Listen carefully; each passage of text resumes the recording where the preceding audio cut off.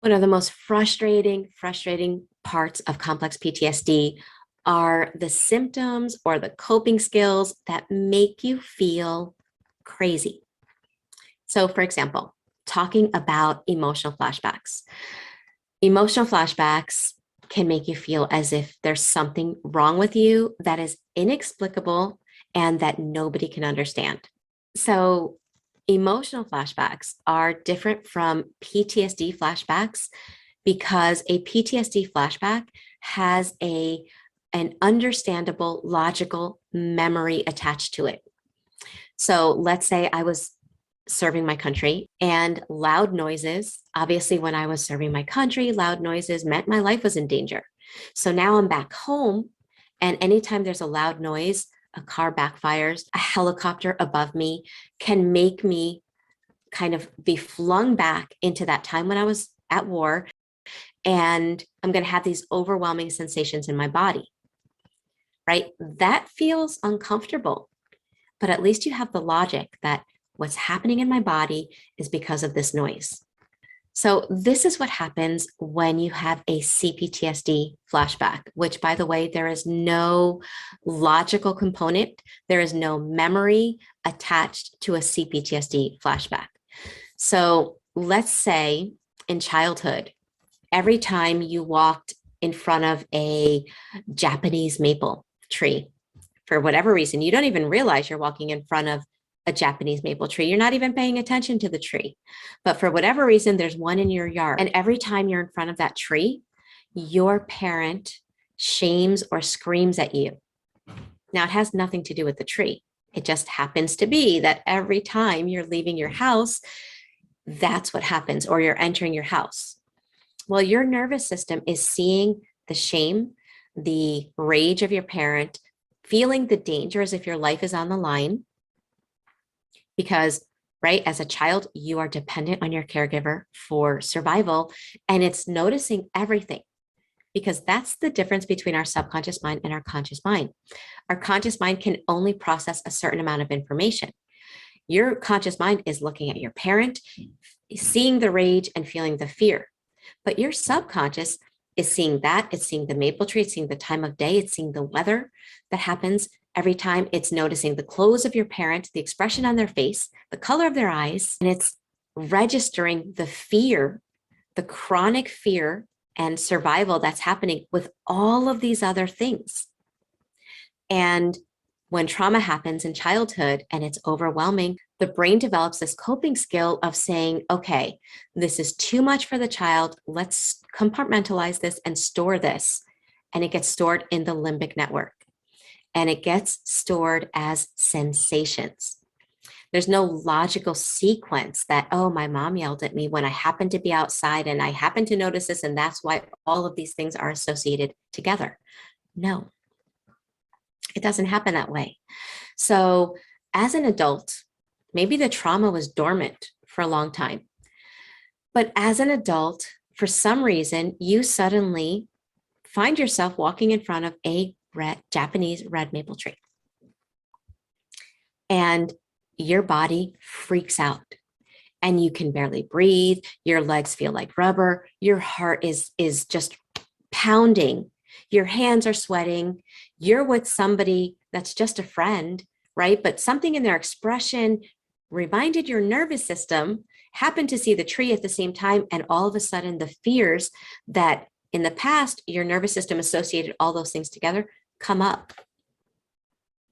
And so all of a sudden, you're scared and you're thinking, wow, I'm scared of this Japanese maple tree. You realize now that, for some reason, it's the tree that's triggering you. You don't know why, though. So then you start thinking, why am I scared of trees?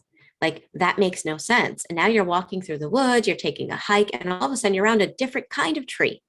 And you remember the fear you felt with the Japanese maple, and you're wondering if the fear is associated with trees. And now all of a sudden, boom, you have another huge panic attack.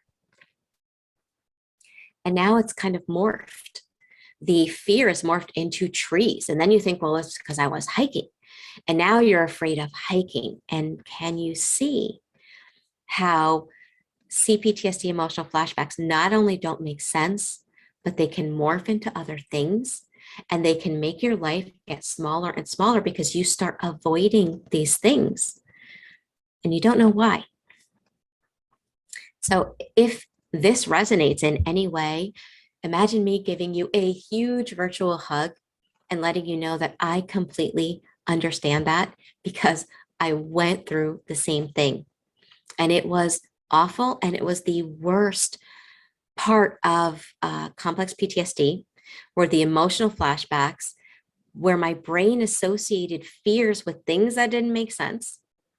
Logically, I couldn't stop myself from feeling the fear. And then my world started getting smaller because I started avoiding and isolating for comfort. So I want you to know that if that's your case and this is resonating with you, okay, and I'm telling you, the fear can be of anything. It can be of a tree, it can be of a bridge, it can be of an expression, it can be of a color. I was in my somatic experiencing class recently, and the instructor, I loved how she explained it. She said, trauma is something that happens too fast or too often.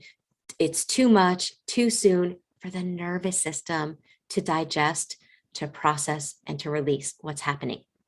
And her example was, imagine you're 3 years old and you're walking down the street, you're walking in front of a blue house, and you're bit by a pit bull. It would be understandable if in adulthood, if every time you saw a pit bull, if you had a reaction, right?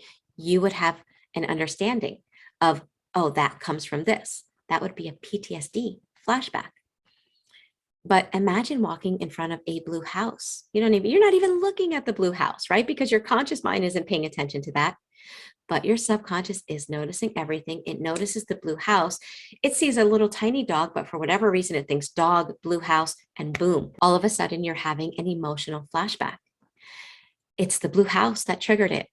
But you don't know why, because at 3 years old, you don't remember consciously that you were walking in front of a blue house when that happened. You're not consciously associating those two things together, but your subconscious mind is, and it's throwing you into a panic in an effort to protect you. So without that logical component, you're having these overwhelming sensations in your body and you can't attach them to anything logically. That's why you feel like you're going crazy, okay? Because the trauma is in your subconscious, it's in your implicit memory, it's in your limbic network, and your conscious mind doesn't have access to that. Okay, so that's what's happening. You're not crazy. If you're acting strange, if you're experiencing fears around things that are not scary, if you are reacting to things as if they're dangerous when logically you know they're not, then that is simply evidence that you are experiencing an emotional flashback. Now, the bad news first. Okay, the bad news is that doing nothing will not get rid of emotional flashbacks. 20, 30 years can go by and your implicit memory will react to things as if they happened yesterday. And avoiding doesn't help either. It's a temporary fix because maybe I'm avoiding every house, I'm isolating, but I'm living with that fear in my nervous system all the time. I haven't cleared it out of my nervous system. I'm just avoiding it, right? And the problem is the second I go out of my house, I'm going to feel it again. And if anything, it might even be bigger and worse and harder to deal with because avoidance causes trauma to grow and to get stronger. Now, the good news. The good news is that you can work through emotional flashbacks. There are modalities that help you to be able to reach what's in your implicit memory. You can peel it back so that you can process and release it, because trauma is not a life sentence, but it does require you to be proactive. It does require you to do the inner work. So I encourage you to do that. I encourage you to stay on the journey, even when it's uncomfortable, even when it gets hard. And if you're struggling and you want more assistance, make sure you check out the Thriver School of Transformation. I leave the links in the description box, but this is a monthly membership where Thrivers from all over the world meet online and we do the inner work together.